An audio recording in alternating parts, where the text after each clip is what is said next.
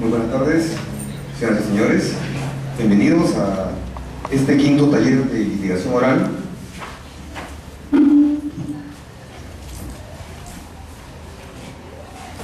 De la Corte Superior de Justicia del Callao y que ha sido organizado por la Subcomisión de Capacitación del Equipo Técnico Institucional Penal. Este quinto taller de litigación oral va a tener como primera parte de este programa las palabras de bienvenida e inauguración de parte del doctor Daniel Peirano Sánchez, director del taller de litigación oral de la Corte Superior de Justicia del Callao, a quien dejo con ustedes. Adelante. Muy bien, buenas tardes, señor doctor Mario Rodríguez Hurtado, señores magistrados, señoras y señores presentes.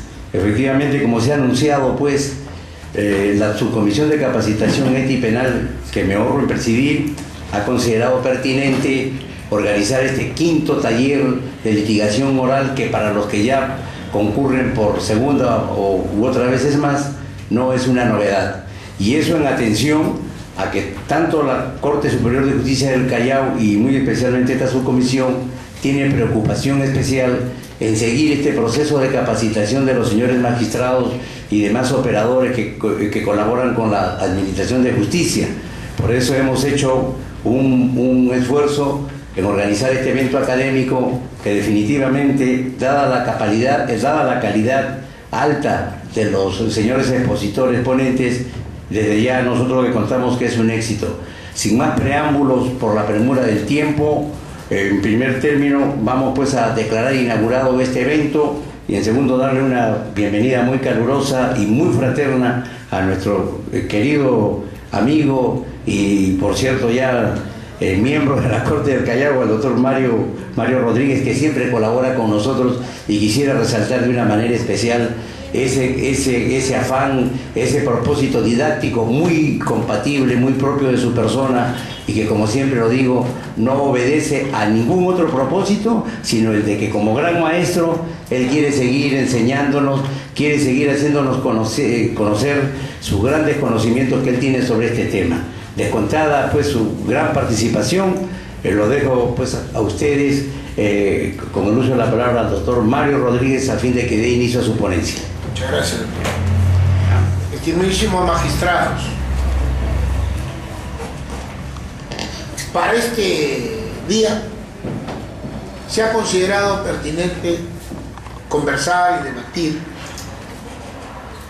intercambiar opiniones sobre los fundamentos constitucionales de la reforma y del código, por supuesto, y también cómo enfocamos desde esa perspectiva el instituto cautelar más señero que es la prisión preventiva.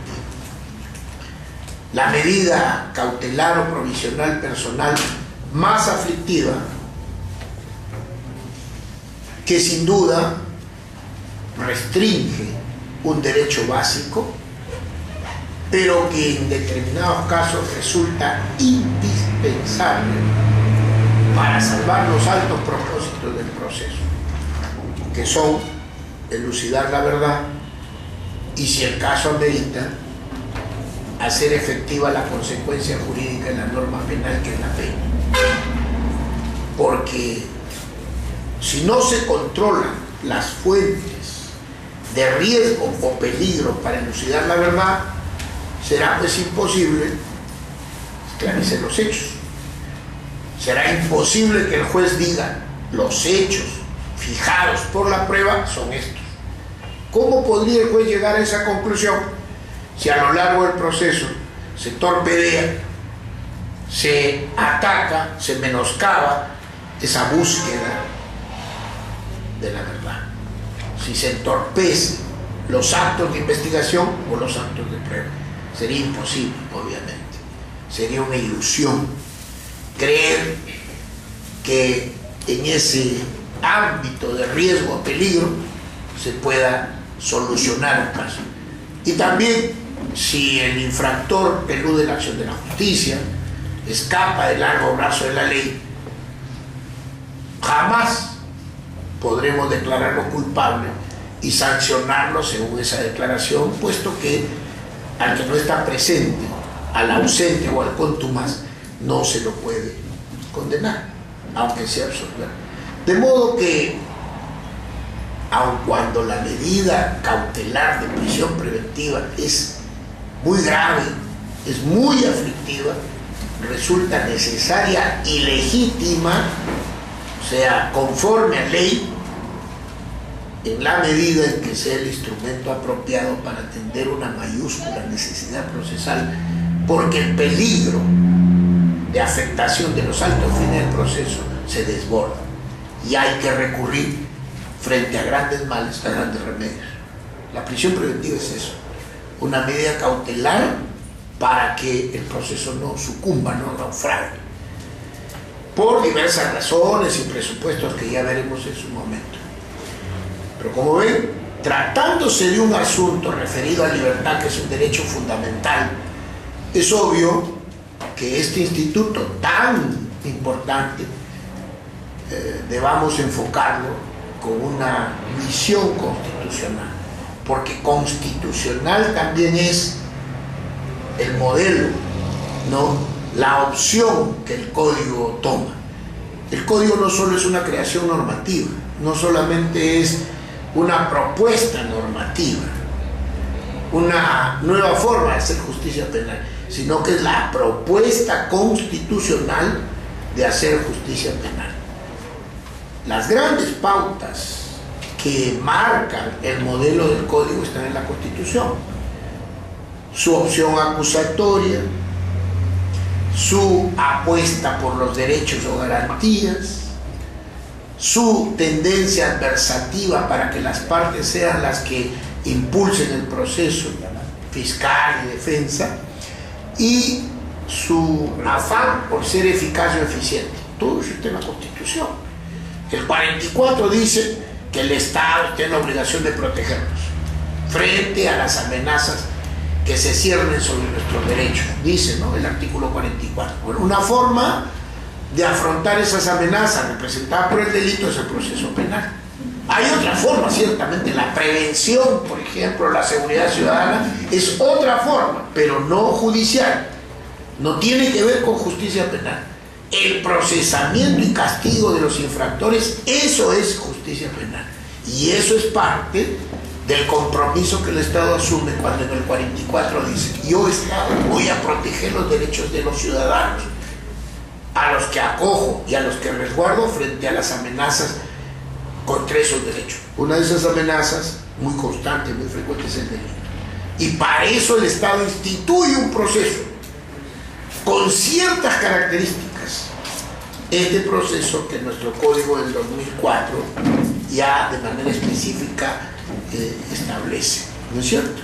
Y así también en la Constitución encontraremos que está permitido usar la fuerza para salvar los fines procesales. La Constitución lo dice en el artículo 200, que la restricción de los derechos ha de depender del respeto de los parámetros de proporcionalidad y razonabilidad, hasta en las peores condiciones, porque habla de estado de sitio y de estado de emergencia, y dice que ahí es donde debemos ser muy cuidadosos a la hora de restringir derechos, siempre ateniéndonos a lo razonable y ateniéndonos a la proporción entre la necesidad y la medida que enfrente esa necesidad. Eso lo dice la Constitución.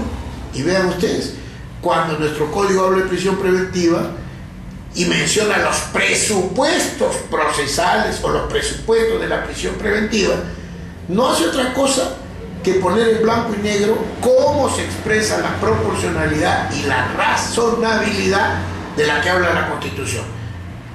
Como ejemplo, ¿por qué se dice graves y fundados elementos de convicción?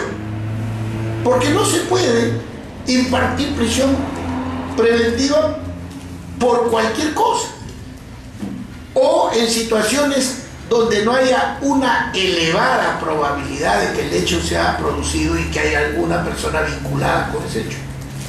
¿Por qué se dice que la pena que arriesga el imputado o la pena con la que se combina su delito debe ser de 4 años, debe ser de más de 4 años? Porque se entiende que la prisión preventiva, como medida muy aflictiva, debe contestar solo los casos de delitos graves, no de cualquier delito. No como el 135, que cuando lo modificaron decía superior a 1 año. O sea que prisión preventiva para hechos leves tiene sentido, se respeta la proporcionalidad y la necesidad y la razonabilidad. Tiene sentido que matemos un mosquito de un cañonazo, ¿no? Traemos abajo la casa. Claro, el mosquito lo matamos, pero también destruimos la casa, ¿no? No hay proporción. Y cuando también se dice que para la prisión preventiva ha de establecerse el peligro de fuga o entorpecimiento de la actividad probatoria, estamos hablando de que efectivamente para salvar al proceso es necesario recurrir a la fuerza, pero legítimamente hablar. Como ven, hay pues una perfecta coherencia entre lo que la Constitución dice. ¿Puedes limitar derechos? Sí, no hay duda. Los derechos no son absolutos. Inclusive la libertad, ni siquiera ya por sentencia, sino por razones cautelares, sí lo puedes hacer. Pero hay dos exigencias. No te excedas. O sea, sé razonable y proporcionado. Cuando esos dos parámetros tú los respetes, entonces tu prisión preventiva será legítima. Si no, no. Será un abuso, un exceso.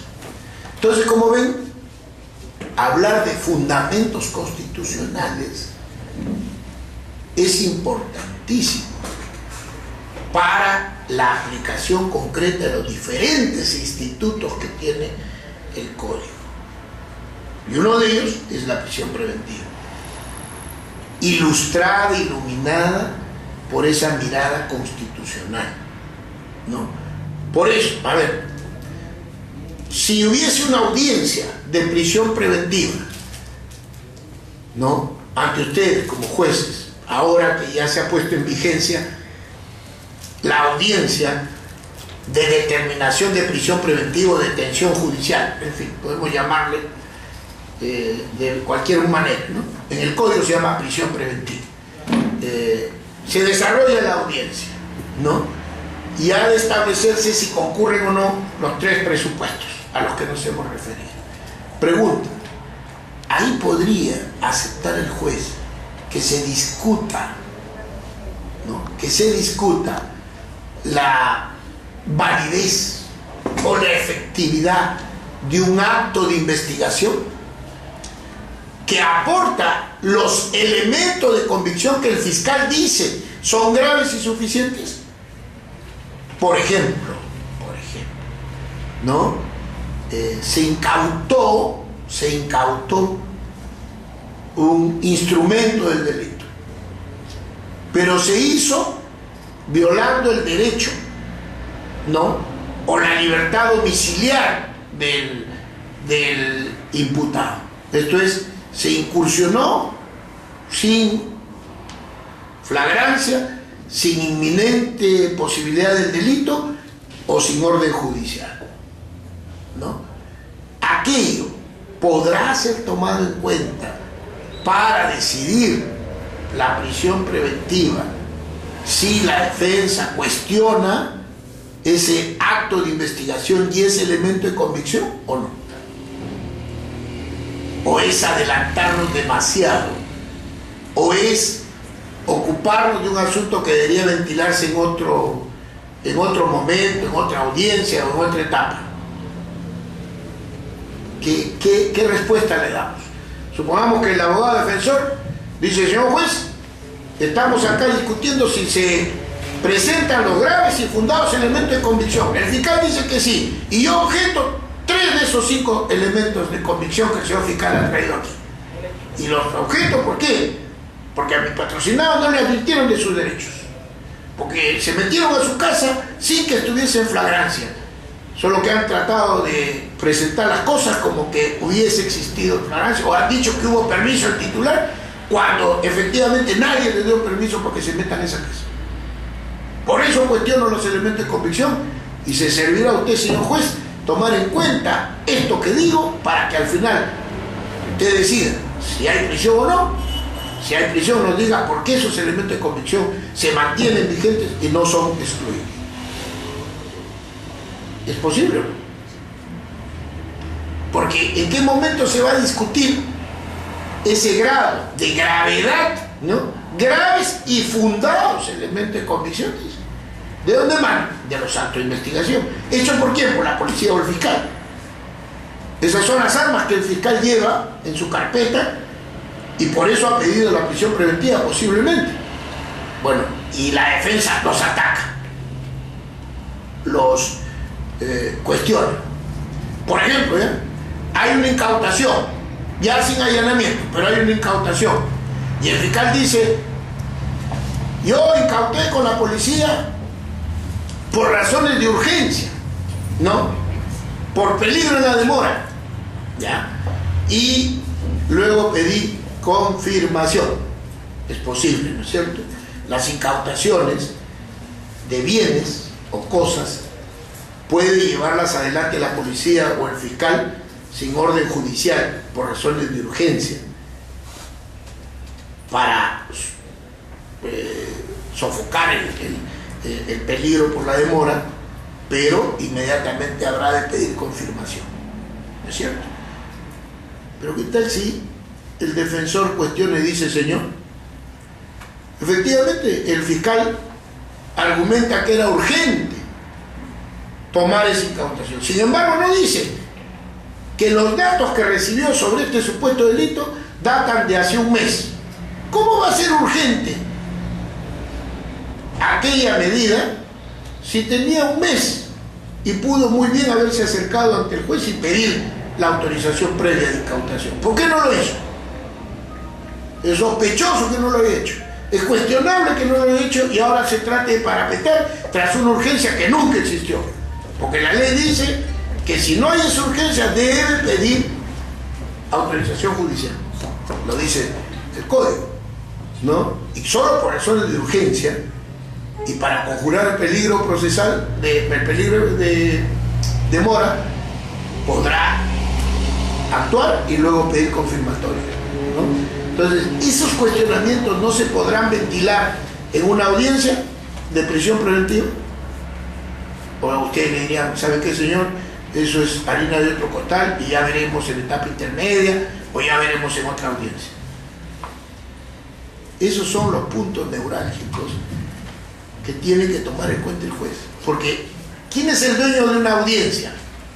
Según la Constitución y según el Código. No es el fiscal, no es la defensa.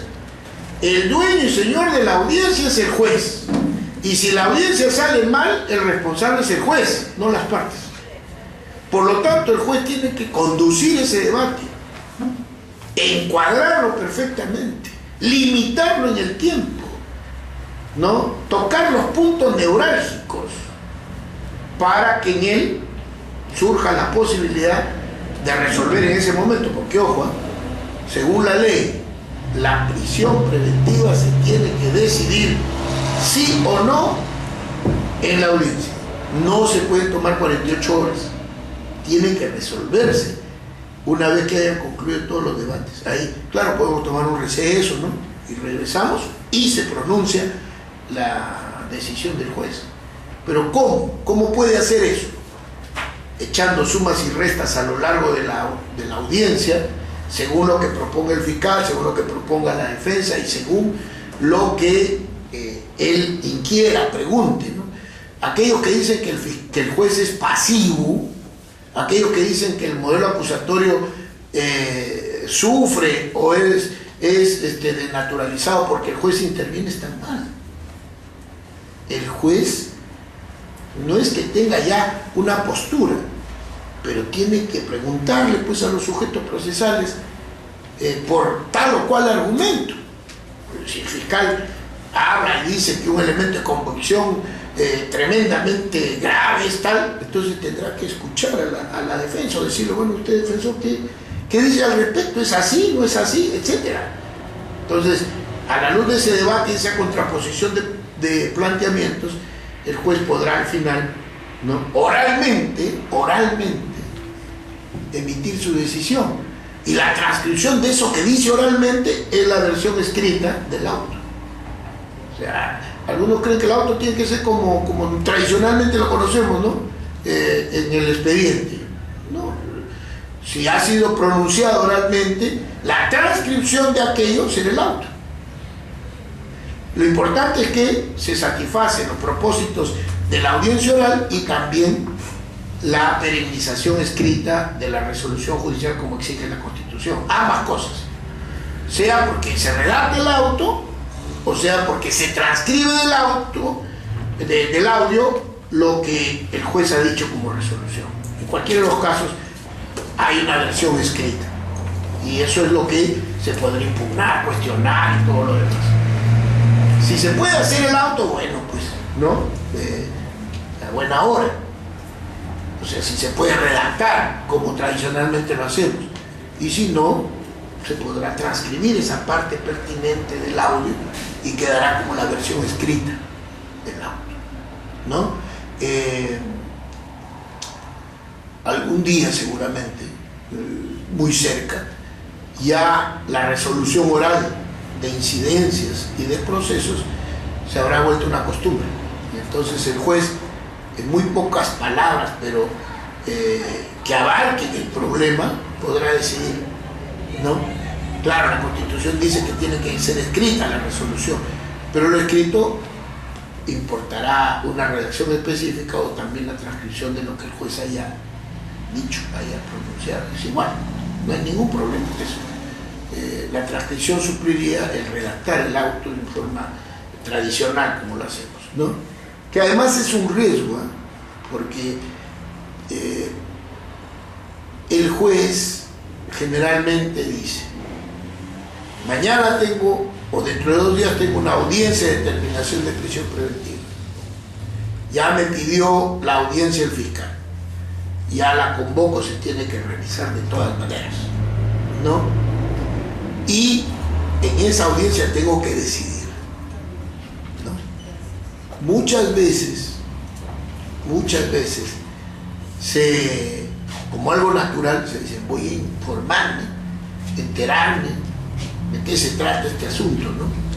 Y como el fiscal a su pedido puede haber manejado copias de su carpeta, uno la va leyendo y puede correr el riesgo de ir a la audiencia de determinación de prisión preventiva solo a llenar algunos vacíos que la lectura le ha dejado. Y eso podría ciertamente afectar el sentido mismo de la audiencia, ¿no? La idea es que los fundamentos que el juez exponga para decidir nazcan no del pedido del fiscal escrito, sino del debate de la audiencia. Entonces, la mejor forma de asegurar eso es cuando el juez oralmente toma su decisión o pronuncia su decisión oralmente, ¿no? Ahora, eso puede luego plasmarse en el auto o escrito, como tradicionalmente lo conocemos, o con la transcripción de lo que él ha dicho y ha quedado grabado en el audio. Pero lo central es que en la audiencia es que el juez vaya recogiendo los elementos para elaborar su fundamento. Fíjense ustedes, un ejemplo al respecto es muy ilustrativo. ¿Se acuerdan de ese ciudadano que hizo uso de arma por la Universidad de Villarreal y mató a un ladrón, y que el juzgado decidió, junto con el compinche del muerto, enviarlo también al preso, ¿no? También se impartió el mandato de detención contra él, y eso ocasionó pues toda una protesta, un reclamo, los medios se rasgaron la vestidura, ¿no? Pero el punto es, ¿cómo resolvió la judicatura ahí? Sin audiencia, sobre papeles, en base a la denuncia fiscal y sus recaudos, y nada más, sin escuchar al que iba a soportar la medida, sin escuchar a su defensor y sin escuchar al fiscal que pudiera haber tenido interés en una medida así. No hubo audiencia. Si hubiese habido audiencia, probablemente en el debate se habría escudriñado mejor el asunto, ¿no? Se hubiera visto de que posiblemente se trataba de una legítima defensa imperfecta, pero atenuadora, y por consiguiente que la medida de prisión no era la más aconsejable, sino una comparecencia restrictiva, tanto más si era un estudiante y todo lo que corresponde, ¿no? O sea, si hubiese habido una audiencia ahí, seguramente la judicatura hubiera tenido las herramientas y los elementos para tomar una mejor decisión. Entonces, esa es la virtud de la audiencia. Esa es la virtud de la audiencia. Que el juez imparcial, el juez tercero, el juez que no persigue ni defiende, sino que resuelve y tutela o restringe derechos, ese juez escucha a las partes, inquiera lo que debe inquirir, preguntar, ¿no? Solicite las explicaciones del caso y sobre ese debate extraiga lo que va a tomar como sus fundamentos a la hora de pronunciarse y decidir, ¿no es cierto? Esa es la idea. Ahora, ese esquema es un esquema constitucional porque deriva de aquella garantía que la Constitución menciona cuando habla del juicio, ¿no? Dice que todos tenemos derecho a un juicio, antes de ser penados o antes de ser sancionados. Y el juicio no es un mero acto de investigación, el juicio es básicamente audiencia, inclusive para las cuestiones incidentales, porque la prisión preventiva es una incidencia, pero no por eso se aparta de la fórmula que la Constitución y que el Código determina para esos propósitos, que es la fórmula o el régimen de audiencias. Por eso son tan importantes y por eso los sujetos procesales, desde el que dirige o conduce el debate, que es el juez, al fiscal y la defensa, tienen que ser duchos y diestros en el manejo de las técnicas de litigación, porque para quien escribe y trabaja con expediente, el lapicero o la escritura es la herramienta fundamental, ¿no es cierto?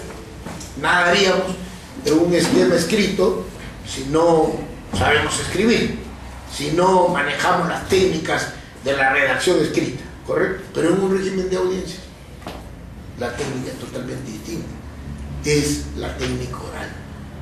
El alegato o planteamiento de la pretensión, ¿no? La contraposición a las posturas de mi contraparte, el propósito de convencer al tercero que no tiene pretensión y que va a decidir entre nosotros dos, la forma en cómo llego a él para convencerlo que mi postura es la correcta y no la de mi contraparte. Entonces, son técnicas de litigación, por ejemplo. ¿Cómo se organizaría? Yo no sé cómo están organizando las audiencias de prisión aquí en el Callao, de acuerdo al nuevo código, pero sí podría hablar de lo que hacen en los distritos judiciales donde ya el código está vigente de modo integral desde hace algunos años. Por ejemplo, ¿no? Les cuento, hay algunos distritos judiciales donde para mejor orden el juez de inicio dice, por si acaso les voy a conceder solo a cada uno 5 minutos, no más, están advertidos, les voy a dar un pequeño tiempo para que se organicen, ¿ya? Correcto, pero solo 5 minutos, ¿ya? No más. Así, con toda claridad, para que nadie se vaya por la libre. Y además, dice el juez, vamos a debatir presupuesto por presupuesto. Empezaremos por graves y fundados elementos de convicción. A ver qué dice el fiscal, qué dice la defensa. Sobre eso nada más, no me mezcle el peligro procesal, pena probable grave. No. Solo graves y fundados elementos. ¿Ya? Y seguramente, ese es el punto un poco más complicado, el punto un poco más sustancioso. Así que, por favor, les pido mucha precisión, ¿no? Directo al grano. Entonces, vamos por este rubro primero. Después ya veremos, ¿no? Pena grave, posible o probable para esta persona si fuera condenada. Ya, también discutiremos eso. ¿Por qué? Ya ustedes dirán. Y ahí sí podemos hablar de cuestiones técnicas. Por ejemplo, Se trata de una imputación por autor, se trata de una imputación por cómplice, por instigador, ¿no? El iter criminis quedó en tentativa, se consumó, es el acto de un reincidente, de un habitual, hay concurso real, concurso ideal, todo eso se puede debatir en el punto pena. Ya vamos a discutir sobre